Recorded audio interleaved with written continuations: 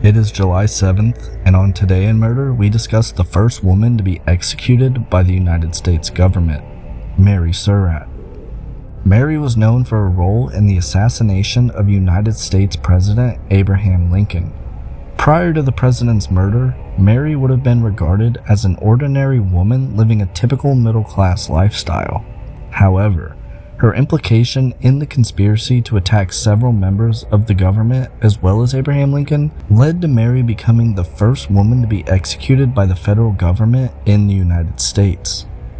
But before we dive into that, let's get into the life story of Mary Surratt.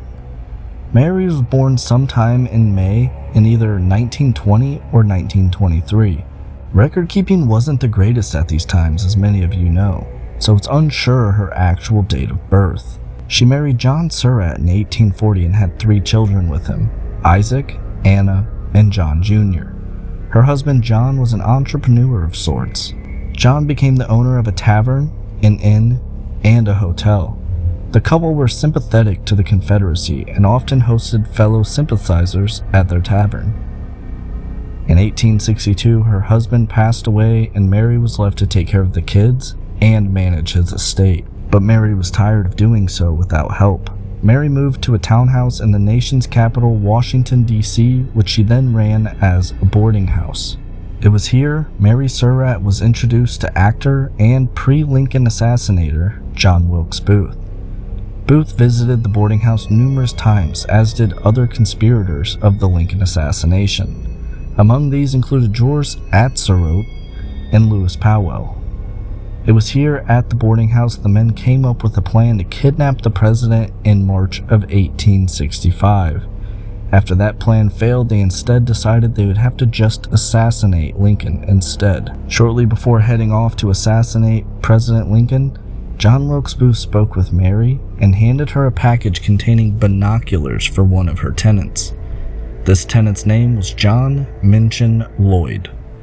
After Lincoln was assassinated, Mary was arrested. Mary Surratt was then tried by a military tribunal the following month along with other conspirators.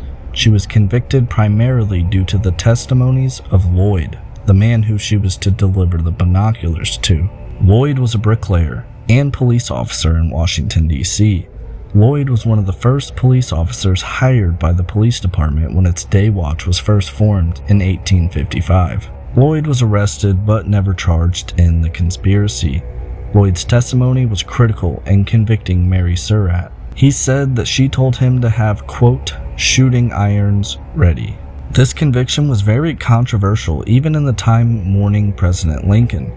5 of the 9 judges at her trial asked that Mary be granted clemency by President Andrew Johnson because of her age and sex. As you can probably tell, Johnson did not grant her clemency.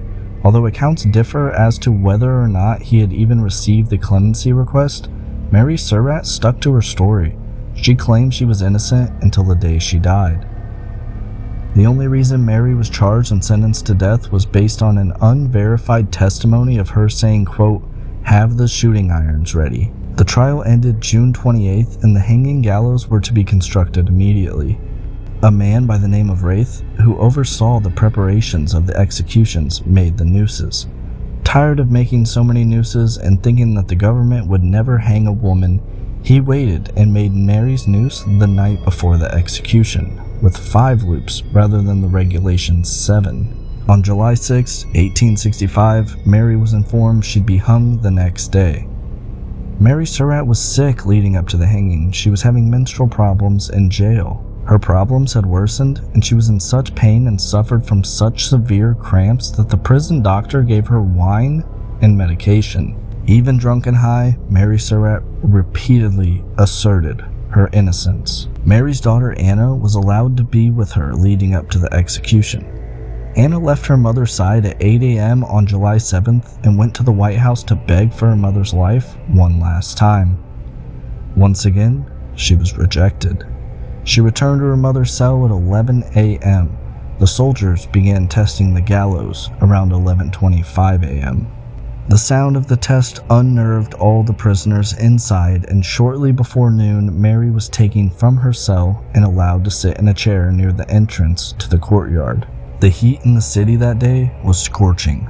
By noon, it had reached 92 degrees Fahrenheit or 33 degrees Celsius. The guards ordered all visitors to leave at 12:30 p.m. When Anna was forced apart from her mother, Anna was screaming hysterically and could be heard throughout the prison.